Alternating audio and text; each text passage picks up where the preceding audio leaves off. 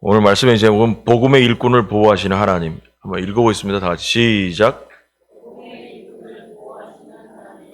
다시 한번 시작.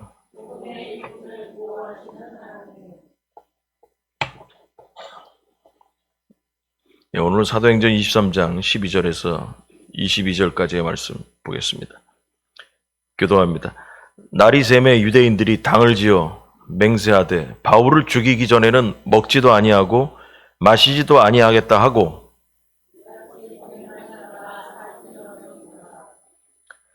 대제장들과 장로들에게 가서 말하되 우리가 바울을 죽이기 전에는 아무것도 먹지 않기로 굳게 맹세하였으니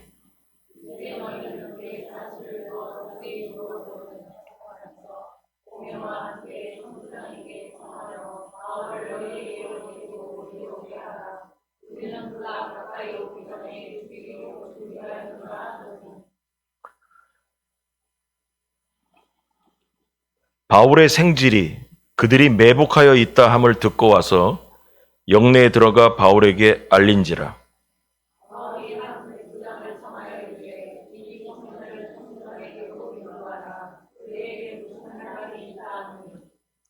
천부장에게로 데리고 가서 이르되 죄수 바울이 나를 불러 이 청년이 당신께 할 말이 있다 하여 데리고 가기를 청하더이다 하매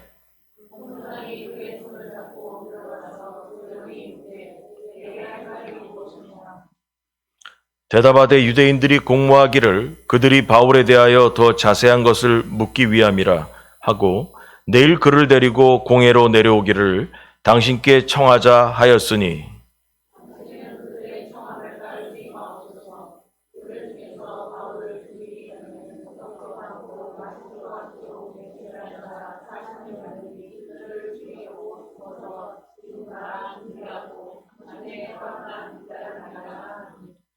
같이 합니다.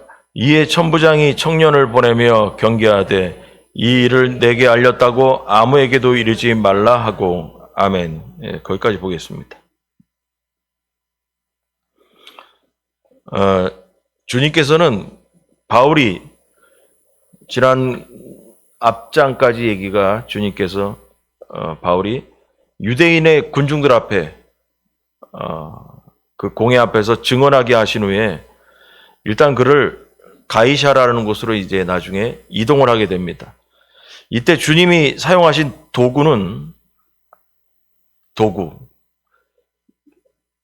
사도 바울을 보호하고 이끌어주는 역할을 하는 그 도구는 바로 로마 군대가 그 일을 담당하게 됐습니다. 그래서 로마 군인들이 사도 바울의 든든한 편이 되어서 하나님은 보호하게 하셨다라는 것입니다. 오늘 본문을 통해서 사도행전의 저자 누가는 유대인과 로마 군대를 모두 이용하셔가지고 하나님의 계획을 이루어가시는 하나님의 역사를 설명하고 있습니다. 오늘 본문에 읽어보니까 바울은 최악의 위기를 맞이하게 됐어요. 그게 바로 뭐냐면 바울을 죽이기 위해서 암살단이 40명이 만들어졌다는 거예요. 그래가지고 그 40명이 바울을 죽이기 전에는 먹지도 않고 마시지도 않겠다. 아예 단결을 하고선 이 바울을 죽이려고 작정을 하고 있습니다. 더 이상 이 예루살렘에 계속 있다가는 바울이 죽을 상황이 됐어요. 그래서 결국은 천부장이 예루살렘에 계속 있다가는 이 암살대나 의해 가지고 사도 바울이 죽겠다 싶어서 이제 사도 바울을 빼돌려서 로마로 보내게 되는 직접적인 이유가 이렇게 되게 됩니다. 그래서 이 사도 바울의 이 환난 가운데 이 바울의 생명을 보호하시고 그를 로마로 보내게 되는 이 상황 중에 하나님이 어떻게 역사했는가 이러한 얘기를 우리가 은혜 나누도록 하겠습니다. 자, 첫 번째로 복음의 일꾼에게는 시련이 당연히 옵니다. 다 같이 시작. 다시 한번 시작.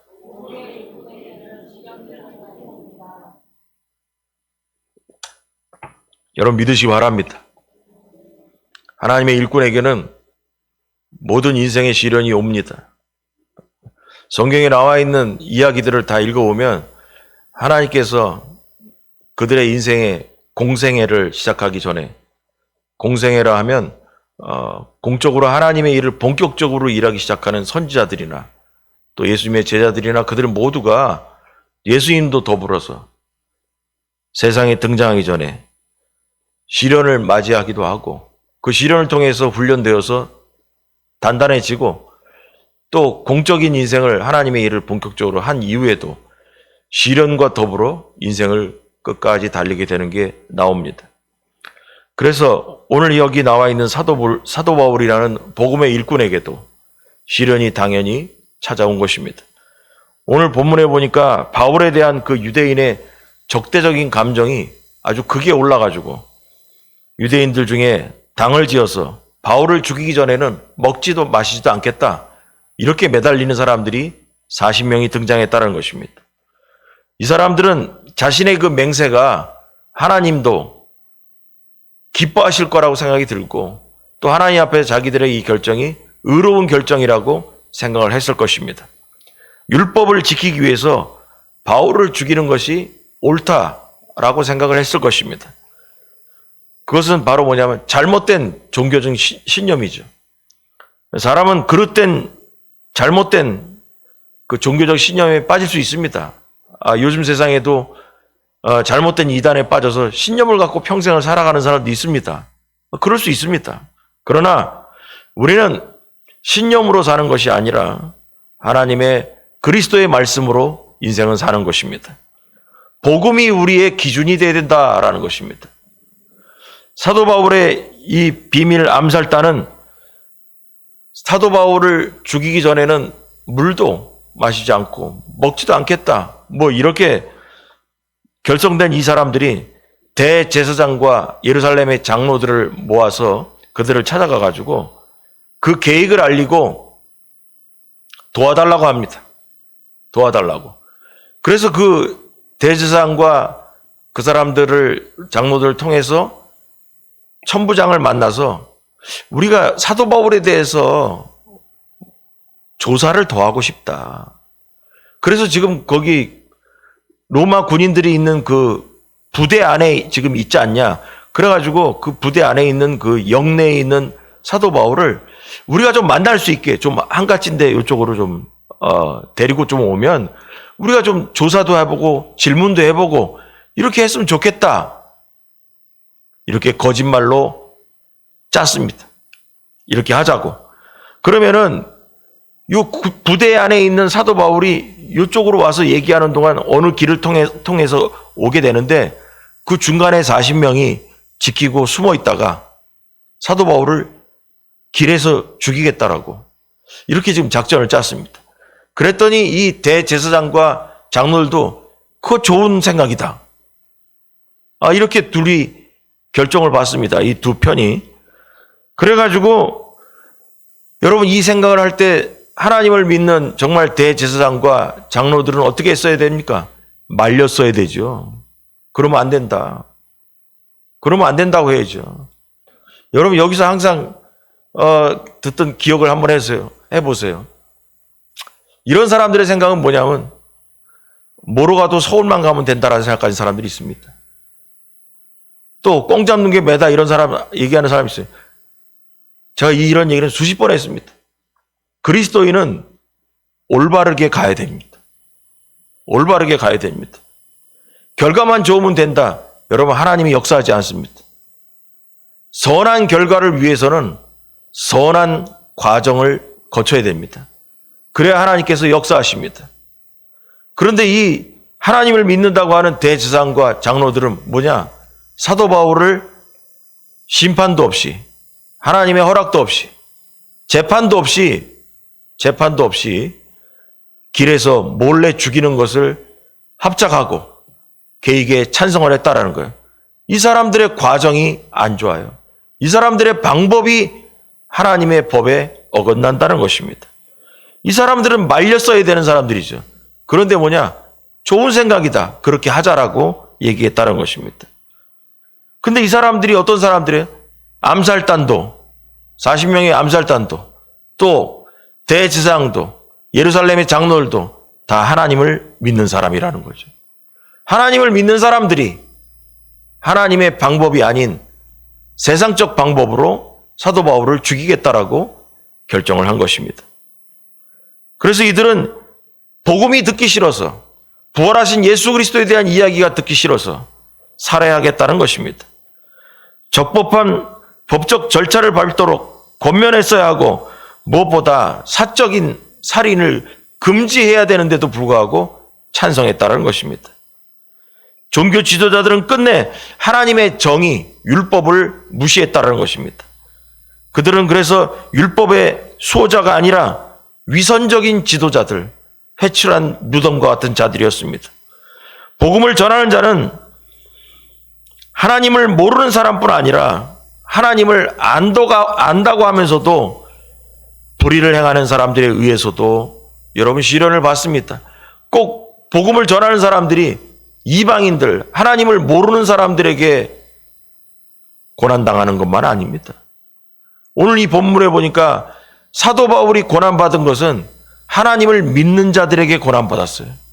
그럼 우리가 이 본문을 띄워오면 어떻게 적용할 수 있냐? 다 같이 하나님을 믿는다고 하는 교회 안에서도 성도를 고난받게 하는 사람이 있다는 거예요. 교회 안에서도 핍박을 하는 다 같은 하나님을 믿는 사람인데도 그러한 자들도 있다라는 것입니다. 우리는 복음 전도자는 교회 밖의 사람들만이 핍박을 하는 줄로 생각하지만 아니에요. 교회 안에도 시기하고 질투하면서 상처를 주는 사람도 있습니다. 여러분, 마귀는 하나님의 일꾼을 방해하고 힘들게 하는 것이 그들의 사명입니다. 그들이 해야 할 일이 바로 하나님의 일을 중단시키는 것이, 또 하나님의 일을 위해서 열심히 하는 자에게 주눅들게 하고 용기를 사라지게 만드는 것이 그들의 할 일인 것입니다. 그러므로 여러분, 예수님의 복음 전도자에게 환난과 핍박이, 또 신앙적으로 더 열심히 살려고 하는 자들에게 고난이 온다는 것을 당연히 받아들이기 바랍니다. 그래서 우리가 신앙적으로 하늘에 계신 너희 아버지처럼 온전하라, 하나님처럼 닮아가라, 그 말이거든요. 그럼 우리가 죽는 날까지 하나님처럼 닮아가려고 거룩을 향해서 달려갈 때 우리의 삶이 과연 맨날 평탄하겠는가? 아닙니다. 말씀대로 살려고 하면 여기저기서 우리의 삶을 가로막는 사건들과 가로막는 사람들을 만나게 된다는 것이, 그래서 우리의 삶에는 마귀 역사를 통해서 환난과 고통이 앞으로도 계속되게 일어날 것입니다.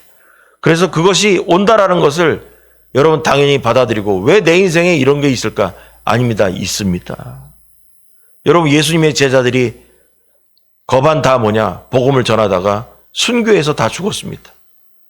자연사 한 사람 요한이 있지만 요한도 반모섬에 가서 섬에서 감옥 생활을 했습니다.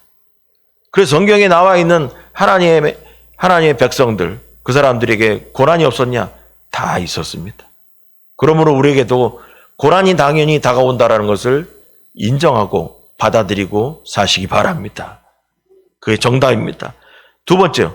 하나님은 복음의 일꾼을 꼭 지키십니다. 다 같이 시작. 여러분 믿습니까, 여러분? 하나님은 사도 바울처럼 고난당할 때 그래 고난 받아버려라, 고생 좀 해봐라, 이러신 분이 아니라는 거예요. 이 암살당과 40명의 이 암살당과 그 공회의 지도자들, 대제사장과 그 장로들, 그런 사람들은 사적으로 음모를 꾸며서 사람 죽이기를 주저하지 않았습니다. 그리고 바울을 죽이기 전에는 금시까지 하겠다고 아주 그냥 대단한 결단을 내렸습니다. 이것은 그 시대의 종교적인 타락이 얼마나 극심했다라는 것을 나타내는 거예요. 율법적인 법을 지키지도 않고 사도 바울이 그냥 부활하신 예수 그리스도를 증거한다는 거, 그거 하나 듣기 싫어서 재판의 과정도 거치기 싫다 이거예요. 그냥 길에서 나오게 해가지고 길바닥에서 아무도 몰래 죽이겠다는 것입니다. 자신들의 목적을 달성하기 위해서 하나님을 두려워하지도 않고 얼마든지 자기들이 결정을 하고 자기들의 감정으로 행동하는 것입니다. 감정이에요, 감정. 하나님의 말씀대로 심판하는 것이 아니라 감정으로 심판하는 거예요. 이 얘기도 맨날 했어요. 신앙생활은 감정으로 하는 것이 아니라 말씀으로 하는 거라 그랬습니다. 우리의 기분에 안 맞는다. 내 성질에 안 맞는다. 내 스타일에 안 맞아. 이거로 신앙생활하는 게 아니에요. 하나님의 말씀에 비추어서 거기에 말씀대로 사는 것이 신앙생활인 것입니다. 그래서 바울의 사건에 대해서 자세히 알고 싶다라고 거짓말을 하면서 바울이 로마 군인들의 영내에 있다가 다른 장소로 가는 도중에 죽이겠다는 것입니다. 오늘 이 본문의 가장 특징된 내용이 뭔지 아세요? 40명 암살당도 중요하지만 그 암살당들이 하는 일이 뭐냐? 거짓말입니다. 거짓말. 천부장에게는 사도 바울에 대해서 좀 더 알아보겠다. 좀 더 우리가 그 말은 뭐냐? 재판의 과정에 변론도 있고 뭐 검사의 역할도 있잖아요. 그러니까 좀 알아보겠다. 그럼 천부장도 그래 알아보겠다라는데 뭐 그게 잘못되겠냐? 알아보겠다라는 얘기를 하면 들어줄 거라고 생각한 거죠. 그래서 그 영내 안에 군인 부대 안에 있던 보호받고 있는 사도 바울을 끄집어내서 길을 지나갈 때 죽이겠다는 거예요. 그 거짓말을 하는 거야. 거짓말을. 여러분 악인들이 하는 짓은 꼭 하나님의 방법과 다른 짓으로 악한 방법으로 꼭 갑니다. 이 본문을 보면서 깨달아야 돼요. 악한 마음으로 사도 바울을 죽이겠다라고 결정한 사람들, 그들의 일하는 처리의 과정을 보면 악한 하나님이 방법이 아닌 악한 방법을 또한 따라간다는 거예요. 우리는 이런 걸 보면서 깨달아야 돼요. 우리는 절대로 악한 방법이 아닌 모든 일을 추진할 때 하나님이 기뻐하는 방법을 찾아야 되는 거예요. 그래서 이 사람들의 이 일을 돌아가는 거 보면서 저 사람들이 뜻은 좋은 것 같지만 결과를 좋을 것 같지만 어떤 방법으로 하는 거를 딱 보면 그 사람들이 가까이 해야 될 사람인지 멀리 해야 될 사람이 금방 나와요. 왜냐하면 나도 그 사람과 동창하게 되면 하나님에게 도매꿈으로 넘어가 버립니다. 세상적인 방법을 추구할 때 하나님은 그에게서 떠나가 버립니다. 그리고 세상에서 망신당하게 돼요. 절대로 이 방법을 따라가면 안 돼요. 성경에 뭐라고 얘기하냐? 요한복음 8장 44절 다 같이 시작.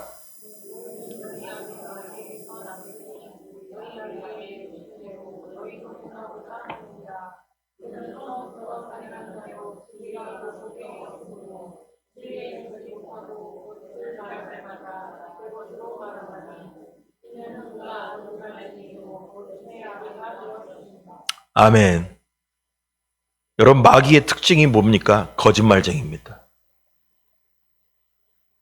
그리고 마귀는 거짓의 압이라고 그랬습니다. 그 속에 진리가 없다고 그랬습니다. 여러분 이 40명의 암살당과 대제사장과 공회의 의원들인 그 장로들은 하나님을 섬기는 사람들입니다. 그런데 이 사람들의 특징이 뭡니까? 거짓말을 밥 먹듯이 하는 사람들입니다. 그래서 딱 보면 아는 거예요. 저 사람이 하나님을 믿는다고 하는데 가만히 보니까 거짓말을 밥 먹듯이 해. 멀리해야 됩니다. 하나님은 거짓말하는 부정직한 사람을 싫어합니다. 하나님의 속성은 뭐예요? 진실입니다.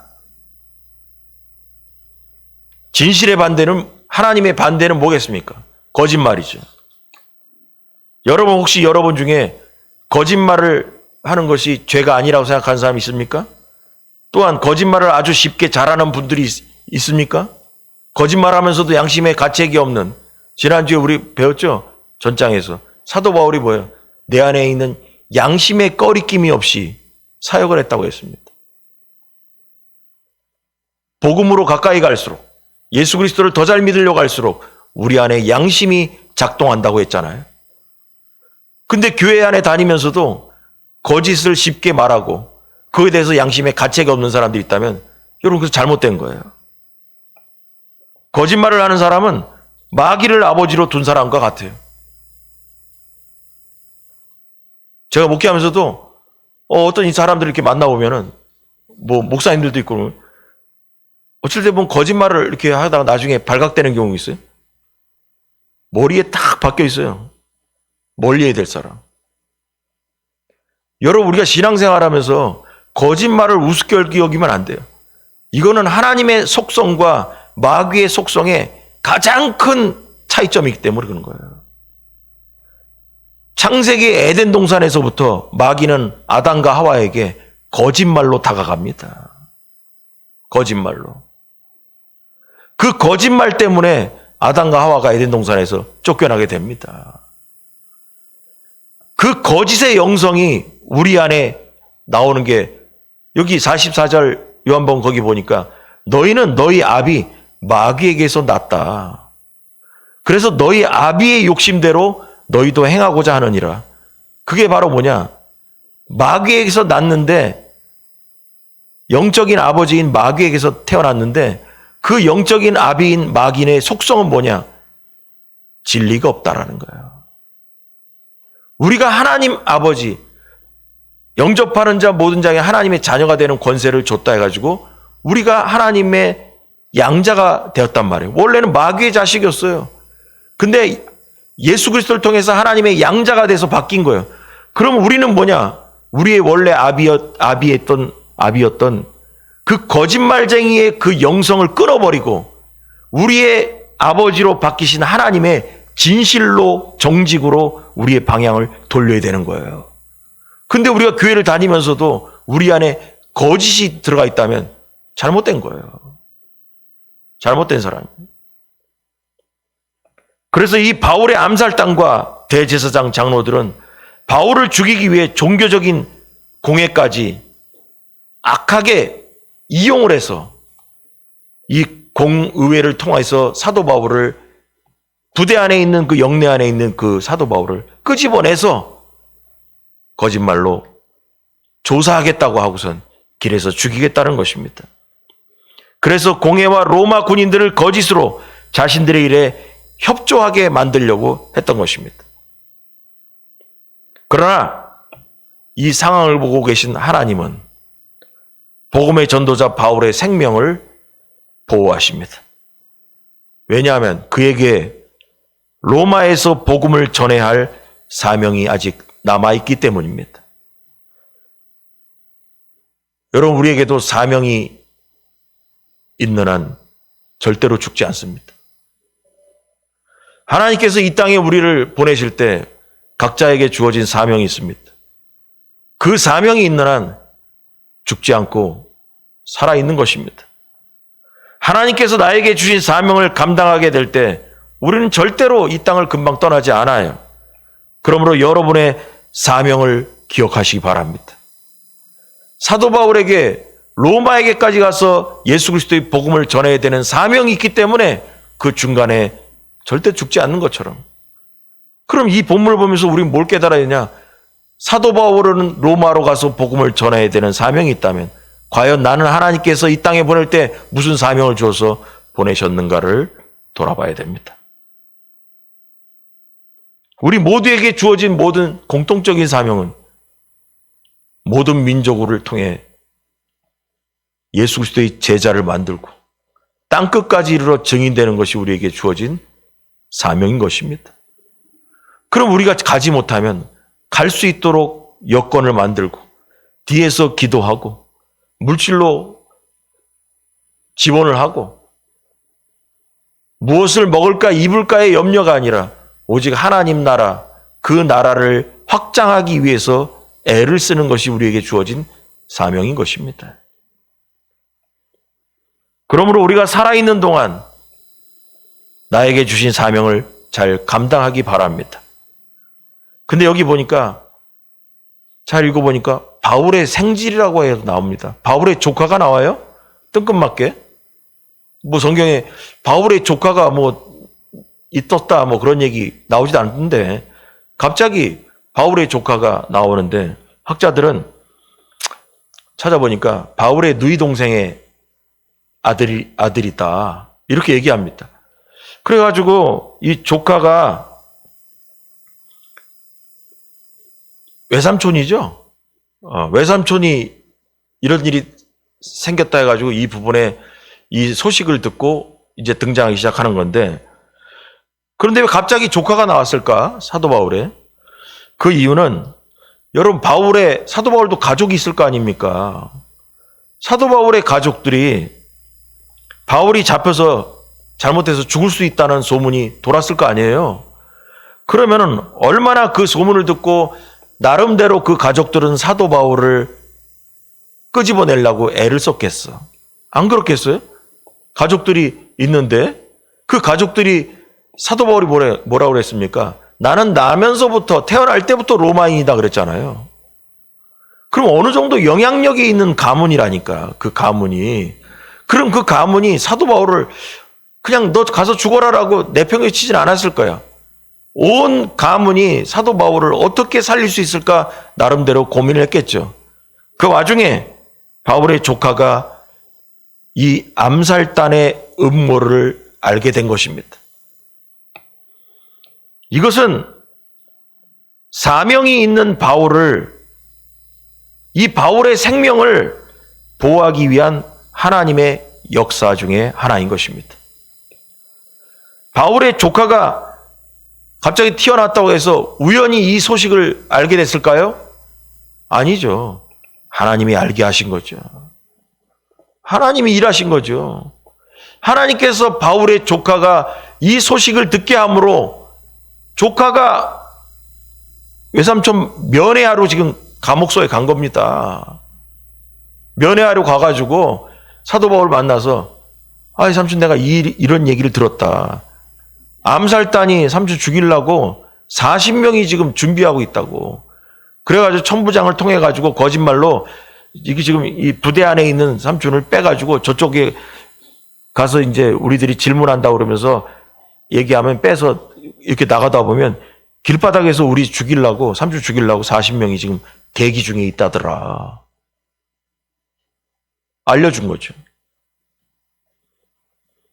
로마에 가서 복음을 전해야 하는 사명이 있는데 잘못하다 중간에 죽을 판입니다, 지금. 그래서 하나님은 바울을 살리기로 작정하시고 하나님의 역사가 바울의 인생에 개입하기 시작한 거예요. 그게 바로 뭐냐? 조카를 통해서 그 소식을 알게 된 것입니다. 아직 이 땅에 할 일이 남아있기 때문에 하나님의 신기한 일들이 작동하기 시작한 것입니다. 그래서 바울의 조카는 하나님의 인도로 신기하게도 암살하려는 암살단의 소식을 듣게 된 것입니다. 여기서 뭘 할 수 있느냐? 여러분, 하나님은 하나님의 일을 하는 분들에게 꼭 원수들, 악인들의 소식을 알게 해주십니다. 여러분, 원리입니다, 원리. 원리입니다, 원리. 전혀 모르는 가운데 악인들의 일이 터지지 않습니다. 하나님은 꼭 의인들이 알게 하십니다. 여호수아의 정탐꾼들도 여리고성에 들어가서 기생 라합을 만나서 가나안 땅의 소식을 듣게 됩니다. 그래서 가나안 사람들이 얼마나 유대인들을 두려워한다는 것을 알게 되죠. 그 소식을 듣고 용기를 얻어서 여리고성을 정복하게 되는 것입니다. 여러분, 요새도 전쟁에 중요한 게 뭐예요? 정보전이에요. 여러분, 우리나라가 왜 인공위성을 그렇게 쏘아대려고 노력합니까? 인공위성 쏴서 높은 하늘에서 북한 땅을 내려다보면서 어떻게 탱크가 움직이는지, 미사일이 어떻게 움직이는지 그거 내려다보려고 인공위성을 쏘고 하는 이유가 바로 그겁니다. 마찬가지로 하나님께서도 악인들을 내려다보시지만 이 땅에 있는 의인들에게도 하나님께서 악인들을 내려다볼 수 있게끔 소식을 전해주십니다. 여러분, 성경의 원리의 원리. 그래서 그 소식을 듣고 바울은 무서워한 것이 아니라 나의 사명이 아직 남아있기 때문에 하나님께서 나에게 조카를 통해서 미리 준비하라고 알려주신 것이다라고 이해를 했을 것입니다. 그리고 나서 바울은 준비하는 거예요. 자, 나를 죽이기 위해서 40명이 준비됐다는 얘기를 들었다. 그러면 어떻게 될까? 기도하겠죠. 그러면 내 사명이 예수님께서 로마에 가서 복음을 전해야 된다라고 전장에 보니까 예수님께서 밤에 나타나셔가지고 뭐라고 했습니까? 네가 로마에 가서 복음을 전해야 된다라고 말씀했습니다. 그러면 사도 바울 입장에서는 내가 예루살렘에서 죽는 게 하나님의 뜻이 아니다. 어떻게든지 나는 로마를 가야 된다라는 거죠. 그런데 조카가 와서 이 얘기를 했다? 그러면 어떻게든지 뭐예요? 그 사람들이 불러도 안 갈 수 있게 만들어야 되죠. 그래서 사람을 통해 천부장을 만나게 하고 조카를 만나게 하고 이 소식을 전하게 함으로써 그들의 거짓된 부름에 끌려나가지 않도록 그 계획을 추진하게 된 것입니다. 여러분, 악인들은 음모를 꾀하지만 하나님은 의인을 살릴 궁리를 하십니다. 이것은 우연이 아닌 하나님의 섭리, 계획인 것입니다. 하나님은 더 많은 사람이 복음을 들을 수 있도록 복음의 일꾼을 보호하십니다. 여러분, 당연한 일이에요. 그래서 하나님은 하나님의 일꾼을 당연히 보호해 주셔야 됩니다. 그래야 하나님 아니겠습니까? 그리고 우리의 아버지 아니겠습니까? 하나님의 자녀가 이 땅에서 고난받을 때 하나님께서 구경만 하고 있다면 그게 말이 됩니까, 그게? 여러분, 육신의 아버지도 자녀가 객지에 나가서 고생하고 힘들고 또 어쩌다 전화해 보니까 아프다고 하고 마음이 그렇게 아프지 않습니까? 어떻게든지 도와주고 싶지 않습니까? 하물며 하나님께서 하나님의 백성들이 이 땅에서 고난당할 때 구경하고 있다면 그게 하나님의 아버지겠습니까? 어떻게든지 우리를 도우려 하셔야 되게 하는 것이 당연하죠. 여러분, 그러므로 하나님의 일꾼은 하나님께서 꼭 보호하는 줄을 믿으시기 바랍니다. 여러분, 그래서 하나님께서 신기하게 보호하시는 하나님의 일꾼이 되길 주의 이름을 간절히 축원합니다. 마지막으로, 하나님은 당신의 계획을 꼭 완성하십니다. 다 같이 시작. 다시 한번 시작.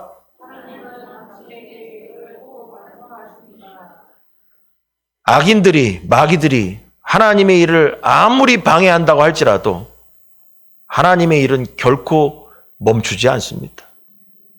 결코 멈출 사람도 없고 멈추게 할 사람이 없어요. 하나님이 하신다는데 누가 그걸 스톱시키겠습니까? 그래서 백부장을 통해서 바울의 조카를 천부장에게로 인도하게 해서 그 정보를 알려주게 됩니다.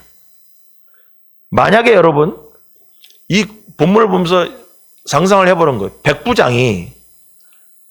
백부장을 불러서 사도 바울이 우리 여기 조카가 왔는데 이 조카 얘기 좀 잘 들어봐라. 이 조카를 데리고 천부장한테 가서 또 보고를 해라. 라고 지금 얘기를 했단 말이에요. 근데 백부장이 들어보니까 야, 그거 말 같지도 않은 소리다, 야. 여러분, 거기서 스톱해버리면 하나님의 계획이 틀어집니다. 그런데 말이에요. 이렇게 잘못되면 바울의 신변이 위험할 수 있죠.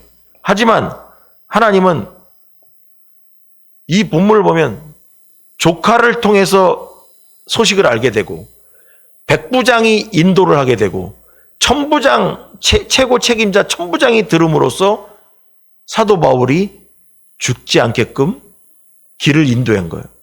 여러분, 3단계가 지나갔어요. 3단계. 이 3단계 중에서 한 사람만이라도 중단하면 바울은 길에서 죽을 수 있는 거예요. 그럼 여러분 생각해 보세요. 이 3단계를 지나는 동안 하나님이 역사하신 것입니다. 그들의 마음을 움직여서 사도 바울을 보호하셨던 것입니다. 여러분, 바울이 예루살렘에서 죽지 않고 로마로 가는 것이 하나님의 뜻입니다. 바울의 조카는 천부장에게 결국 유대인의 음모를 알려줬습니다. 그래서 천부장은 그 권한을 가지고 사도 바울을 살리는 길을 선택한 것입니다. 만약 천부장이 대제사장들이나 장로들과 의회 의원인 장로들과 내통했다면 바울의 목숨은 위험했을 거예요. 하지만 하나님은 바울이 로마로 가서 복음을 전하도록 계획했고 또 천부장이 바울의 조카의 말에 귀를 기울이게 만드셨죠. 마음에 감동을 주셨죠. 조카의 말을 듣게끔 했죠. 조카의 말을 무시하지 못하게 했던 것이죠. 결국 천부장이 바울의 보호자가 되는 역할을 했던 것입니다. 천부장은 하나님의 계획대로 바울을 살려서 결국은 로마로 나중에 보내게 됩니다. 이 모든 일은 전능하신 하나님께서 하신 것입니다. 하나님의 계획대로 이루어진 것입니다. 여러분, 이러한 신기한 하나님의 일하심에는 사람들이 등장한 것입니다. 가장 중요한 사람은 바울의 조카가 등장한 것이고요. 그리고 이방인인 백부장과 천부장이 등장했던 것입니다. 이들이 바울을 보호하고 살리는 일에 앞장을 선 것입니다. 여러분, 이러한 신기한 일은 바로 뭐냐? 하나님이 하신 것입니다. 자, 이걸 통해서 하나님은요, 하나님을 믿는 사람만 들어 쓰시는 것이 아니라 하나님의 계획을 위해서 하나님을 모르는 이방인도 들어 쓰십니다. 여러분, 이 본문을 보면서 그럼 뭘 생각해야 되냐? 중요한 거. 나를 도우려고 오는 하나님이 붙여준 사람을 분별할 줄 알아야 됩니다. 하나님의 도움의 손길이 어디서 올 줄 모릅니다. 어디를 통해서 들어올 줄 모릅니다. 그걸 모르는 우리는 우리 편을 알아보는 능력이 있어야 됩니다. 사도 바울이 조카의 얘기를 듣고 하나님의 손길이 조카를 통해서 지금 들어오기 시작했다는 것을 알게 된 겁니다. 여러분, 이러한 것들을 적용할 줄 알아야 돼요. 그러면 우리가 환난과 고통 중에 있을 때 하나님께서 보내는, 나를 돕기 위해서 보내는 사도 바울의 조카 같은 사람이 있다라는 거죠. 분별할 줄 알아야 됩니다. 우리 편을 분별하고 우리 편의 말에 귀를 기울이는 사람이 되기 바랍니다. 그들은 하나님께서 우리에게 붙여준 사람입니다. 하나님은 일을 하실 때 꼭 하나님의 일꾼을 붙여주십니다. 이거 얼마나 많이 얘기했어요. 하나님께서 허락하신 일은 하나님께서 일꾼을 보내주시고 거기에 들어가는 돈, 재정도 주신다고 그랬잖아요. 우리 보고 네가 사람도 구하고 네가 돈도 구해서 일하라. 못합니다. 그럼 하나님은 구경만 하고? 우리 아침에 부른 가스펠에도 뭐예요? 하나님을 만나면 끝난다 그랬잖아요. 하나님을 만나야 끝을 아는데 만났더니 하나님께서 네 혼자 알아서 해라. 아이, 그러면 어떻게 됩니까, 우리가? 다 나자빠지죠. 만나면 끝나는데 창조자 하나님 만나면, 전지전능하신 하나님 만나면 다 끝나는 거예요. 그 말은 뭐야? 하나님이 다 책임지신다는 거거든. 그러므로 우리가 하나님의 일을 하라고 해놓고서는 하나님께서 책임 안 지면, 하나님, 제가 무슨 힘이 있다고 하나님 일을 합니까? 하나님이 책임을 지셔야죠. 우리는 뭐가 돼야 되냐? 하나님의 손과 발과 입술이 되는 것뿐입니다. 우리의 뭔 능력이 있습니까, 우리가? 그래서 하나님은 일을 하실 때 꼭 하나님의 일꾼을 붙여줘가지고 그 일을 감당할 수 있는 능력을 부여하시는 것입니다. 여러분, 항상 기억하시기 바랍니다. 하나님은 사람을 통해 역사하십니다. 하늘에서 갑자기 돈 떨어지지 않고요.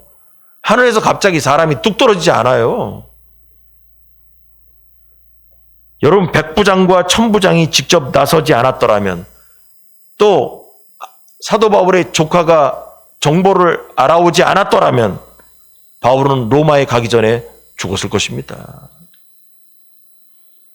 여러분, 하나님의 놀라운 계획 안에 우리의 사명이 들어가 있음을 기억하시기 바랍니다. 복음을 전하는 길은 꽃길 가는 길이 아닙니다. 여러분, 복음을 전하는 길이, 복음적인 삶이 꽃길이라면 이 세상에 예수 안 믿는 사람 아무도 없을 겁니다. 복음의 길은 고난의 길입니다. 가시밭길이고. 그렇기 때문에 아직도 예수 그리스도를 영접하지 않은 사람이 세상에 허다한 겁니다. 고난의 길이기 때문에. 바울도 암살당과 공회 의원들에게까지 살해의 위협을 받는 꽃길이 아닌 가시밭길을 간 것입니다. 그러나 복음은 그러한 가시밭길이고 박해의 역풍을 맞았지만 그래도 복음은 전파되고 있다는 것입니다. 우리의 복음 증거에는 방해와 시련이 있습니다. 하지만 동시에 방해와 시련 가운데도 동시에 하나님은 복음의 일꾼을 지키시고 보호하시는 하나님의 역사와 은혜가 있음을 기억하시기 바랍니다. 여러분, 하나님은 영원히 우리의 편입니다. 하나님은 내 편이에요. 하나님의 도우심을 기대하기 바랍니다. 하나님께서 붙여준 사람들을 분별하기 바랍니다. 붙여준 사람을 무시하거나 도우러 온 사람에게 상처를 주지 말기 바랍니다. 여러분, 이런 적용점이에요. 복음의 길을 가는 동안 조카가 등장했습니다. 사도 바울에게. 백부장이 등장했습니다. 천부장이 등장했습니다. 그래서 어쨌다고? 우리도 이 시대에 복음의 길을 가는 동안 사도 바울의 조카 같은 사람도 만나고 백부장도 만나고 천부장도 만나서 하나님의 도우심이 있다라는 것을 깨닫게 되는 역사가 있다라는 것입니다. 이 본문을 통해서 한 가지의 가장 큰 주제를 찾는다면 성도는 하나님께서 주신 각자에게 주신 사명이 끝나지 않는 한 주님의 보호하심이 세상 끝날까지 꼭 있다라는 것을 명심해야 되는 것입니다. 하나님이 분명히 함께 하시고, 여러분 지난주에도 말씀했어요. 예수님께서 세상 끝날까지 내가 너희와 항상 함께 하리라 했습니다. 믿습니까, 여러분? 사도 바울에게 죽을 뻔했을 때도 함께 하셔서 끄집어내신 하나님의 역사가 우리에게도 있다라는 것입니다. 여러분, 우리는 혼자가 아니에요. 사도 바울에게 역사하셨던 하나님, 오늘날 이 시간에도 우리와 함께 하신다는 것입니다. 할렐루야. 여러분에게도 이번 한 주간 동안 사도 바울에게 임했던 보호하심의 역사가 여러분에게 일어나는 큰 간증의 시간이 되길 주의 이름으로 간절히 축원합니다. 할렐루야. 기도하겠습니다.